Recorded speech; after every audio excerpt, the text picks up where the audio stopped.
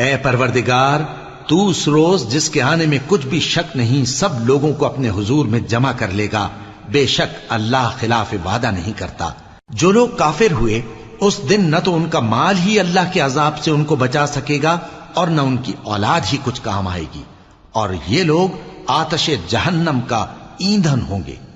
ان کا حال بھی فرعونیوں اور ان سے پہلے لوگوں کا سا ہوگا جنہوں نے ہماری آیتوں کی تکذیب کی تھی، تو اللہ نے ان کو ان کے گناہوں کے سبب عذاب میں پکڑ لیا تھا، اور اللہ سخت عذاب کرنے والا ہے۔ اے پیغمبر،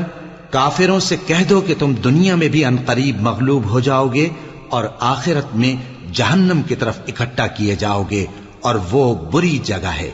تمہارے لیے دو گروہوں میں جو جنگ بدر کے دن آپس میں بھڑ گئے قدرت الہی کی عظیم الشان نشانی تھی۔